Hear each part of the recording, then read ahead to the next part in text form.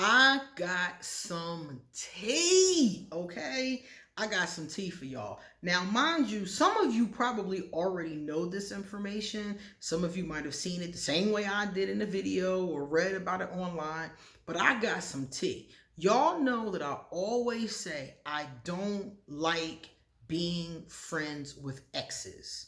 I have one ex entanglement that I still have a friendship with. She's a Taurus. I love her to death. You know, I would never be with her. I would never spend that kind of time with her again because I recognize the incompatibilities, but I love her as a person. So we do have a friendship. But the others, I don't bother with because they always start some shit. They always start some stuff. So when I was younger, I stopped. In like my early 20s, I stopped at let's be friends. Nah, we was together. It's time to move on, okay?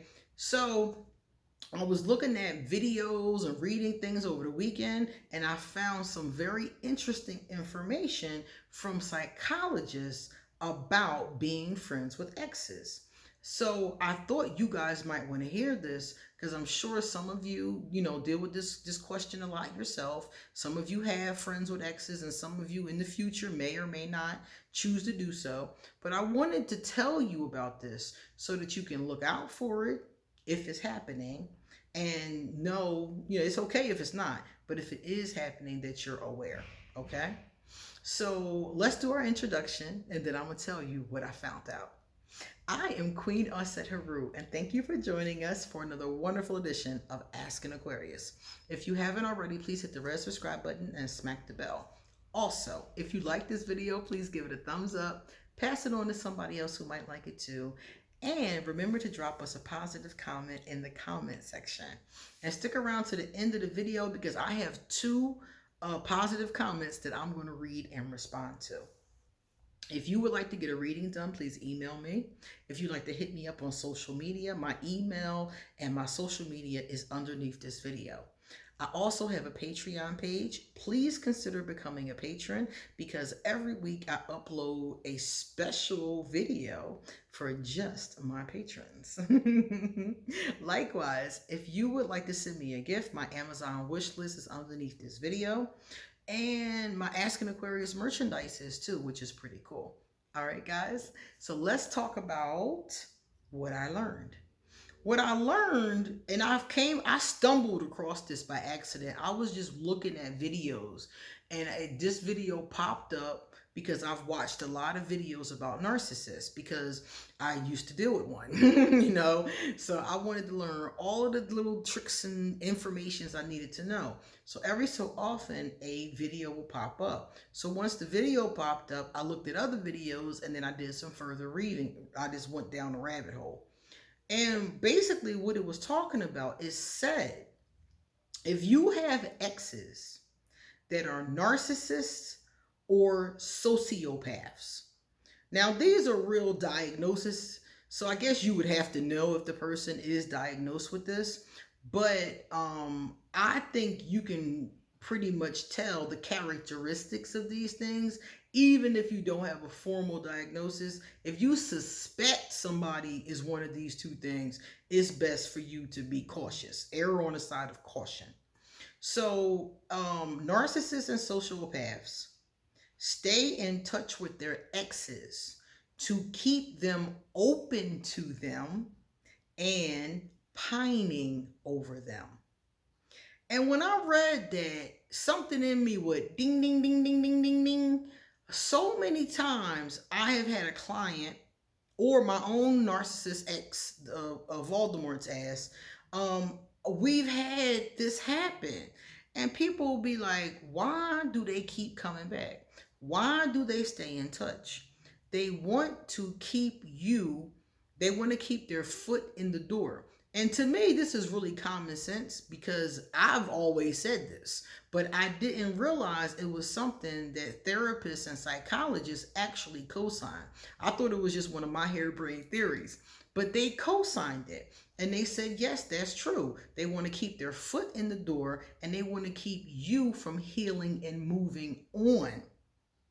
So in some situations, they said, you might have an ex that y'all had a real connection with. I know a couple people who have maybe one, maybe two exes that they keep a connection with. But some people are friends with all of their exes. Like the last woman that I dated. The last woman I dated was friends with all her exes.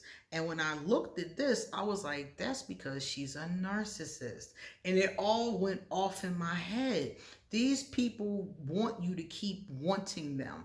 Even if they already know y'all not going to be together. They already know y'all not compatible. They already know 9 times out of 10 you're never coming back to them. But if they can keep their foot in the door, if they can keep you, from healing, from releasing them, if they can keep you pining over them or hoping and wishing that one day they'll care about you, you know what I mean? If they can keep that going, it does something for their narcissistic, their ego, according to the professionals. And I was like, oh my God, it hit me so hard because I've said that 1,000 times. And I was like, science has finally caught up with my hunch, because it seemed like that to me. Because these people, narcissists and sociopaths, cannot care about you. They just can't. They're not capable of it. That's why when they come to you, and this was the one thing that helped me not ever spend time with Voldemort again, because I didn't realize that. I did not realize that narcissists and sociopaths do not have the ability to really care about you. Everything they do is a manipulation to get what they want. So as people kept saying to me, oh, my ex called, my ex came back. And I'm sitting there like, why? What? For what? They know you're not going to be together. They didn't show up properly in the relationship. They haven't healed themselves. So what are they coming back forward for? And according to psychologists, they come back forward to keep their foot in the door, to keep you pining over them, to keep their ego filling up because you still care about them, or you still want to be with them, or you still feel them at all. Even if you don't want to be with them, you still feeling them at all. You're still entertaining them.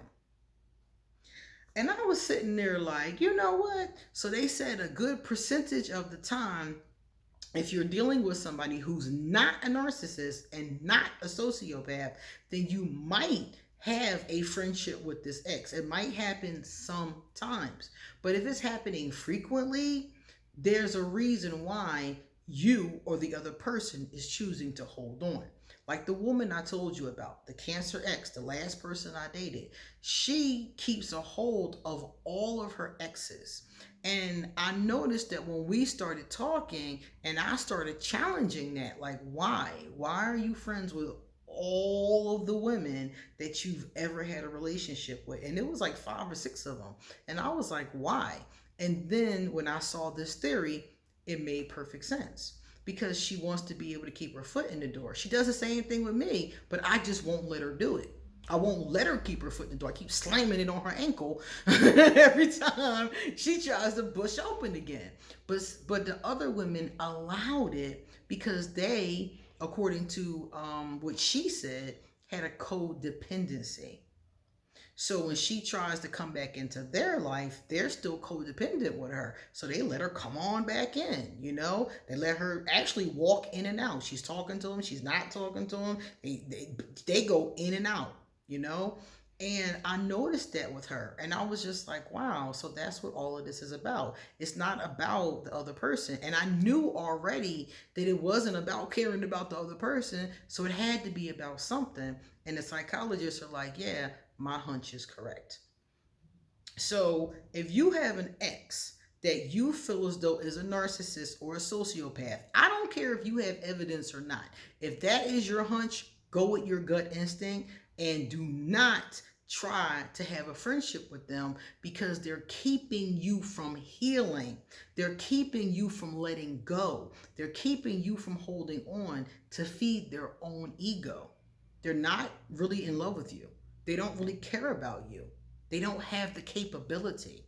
And for me, that was a game changer, because once I realized that, after I had read it and seen it enough times, I was like, so here this person is pretending to care about me throughout a whole relationship and still pretending, still keeping the charade going, but they never cared in the first place. They just want to keep the charade going to keep feeding their ego. Their relationship with you was a testament to their ego because they never were able to care about you. They didn't have the ability. And that's where we mess up as the other person on the other side. We think they're going to get better.